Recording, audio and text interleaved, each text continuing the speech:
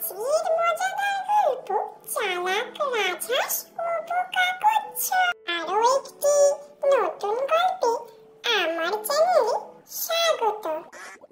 একদা একটি বনের ধারে ছোট্ট পুকুরে বাস করত দুই রাজহাঁস এক কচ্ছপ। আসলে রাজহাঁস থাকতো অন্যের বাড়িতে, রোজ আসতো এই পুকুরে খেলা করতে, তাই কচ্ছপের সাথে তাদের বন্ধুত্ব হয়ে যায়। এরকমই এক রৌদ্রোজ্জ্বল গ্রীষ্মের দিন। গ্রীষ্মের অতিরিক্ত দাবদাহে পুকুরের জল প্রায় শুকিয়েই এসেছে। তাই দুই রাজহাঁস মিলে সিদ্ধান্ত নিল যে এখানে আর থাকা সম্ভব নয়, অন্যত্র কোনো নতুন পুকুর খুঁজতে হবে। এখানে জল প্রায় শুকিয়ে গেছে, আমাদের চলাচলে অসুবিধে হচ্ছে, মাটিতে পা ঠেকে যাচ্ছে। তাই তারা তাদের কচ্ছপ বন্ধুকে সে কথা জানালো। কচ্ছপ ভাই, আমরা আর এখানে থাকতে পারবো না, আমরা কাল থেকে আর এখানে আসছি না। কেন বন্ধুরা, কি হয়েছে? তোমরা আর কেন আসবে না? তোমরা না এলে আমি একা একা এখানে থাকবো কি করে? না, তেমন কিছুই না কচ্ছপ ভাই, এখানে গ্রীষ্মের দাবদাহে পুকুরের জল প্রায় শুকিয়ে এসেছে, আমাদের চলাফেরায় অসুবিধা হচ্ছে, মাটিতে পা ঠেকে যাচ্ছে। তাই আমরা ভেবেছি অন্যত্র নতুন পুকুরে খেলা করতে যাব কাল থেকে, যেখানে অনেক জল আছে এখনো। তাহলে তোমরাও আমাকে সেখানে নিয়ে চলো, আমিও তোমাদের সঙ্গে সেখানে খেলা করব অনেক জলে। তোমরা আজ বাড়ি ফেরার সময় আমায় নিয়ে চলো প্লিজ, সেই পুকুরে আমায় রেখেছিও, পরের দিন তোমরা সেই পুকুরে খেলতে এসো রাজহাঁস ভাইরা।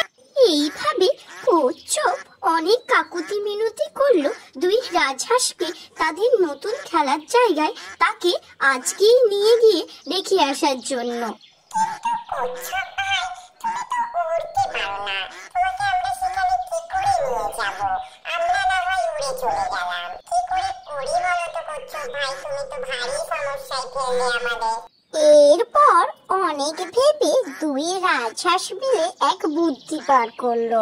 তারা বুদ্ধি করলো যে একটি ছোট লাঠির দুদিকে তারা ধরবে মুখে করে এবং তার মাঝখানে কচ্ছপ মুখ দিয়ে ধরে রাখবে, আর তারা সেই লাঠিটাকে উড়িয়ে নিয়ে যাবে এবং তার সাথে সাথে তাহলে কচ্ছপ ভাইও চলে যাবে।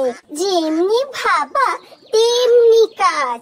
তখনই পুকুরের পাড় থেকে পড়ে থাকা একটি ছোট্ট সরু লাঠি নিয়ে হাঁস ভাইরা হাজির হলো কচ্ছপকে উড়িয়ে অন্যত্র পুকুরে নিয়ে যাওয়ার জন্য।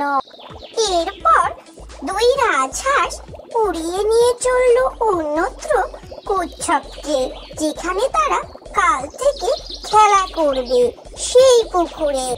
এরপর যখন দুই রাজহাঁস কচ্ছপকে উড়িয়ে নিয়ে যাচ্ছিল অন্যত্র একটি ভালো পুকুর খোঁজার জন্য, পুকুর খুঁজতে খুঁজতে তারা যখন উড়ে বেড়াচ্ছিল তখনই সেখানে এক মাঠে খেলতে থাকা কিছু বাচ্চা তাদেরকে দেখতে পায় এবং তারা কচ্ছপকে দেখে বলতে থাকে যে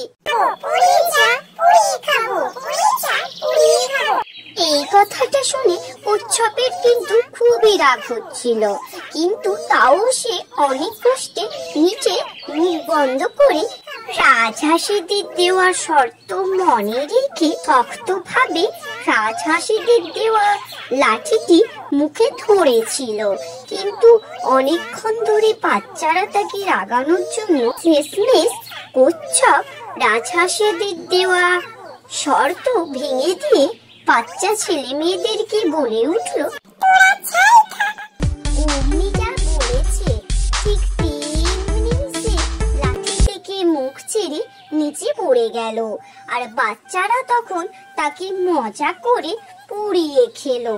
বন্ধুরা, এখানে রাজহাঁসেরা কচ্ছপকে শর্ত দিয়েছিল এই যে আমি তোমাকে অন্যত্র পুকুরে নিয়ে যেতে পারি, আমার সাথে একমাত্র এই শর্তে তুমি যেদিন উড়ে যাওয়ার সময় কথা না বলো, তোমার মুখটা বন্ধ রাখো। অনেকেই তোমাকে রাগানোর চেষ্টা করবে, গ্রামের লোকেরা, গ্রামের ছেলেমেয়েরা।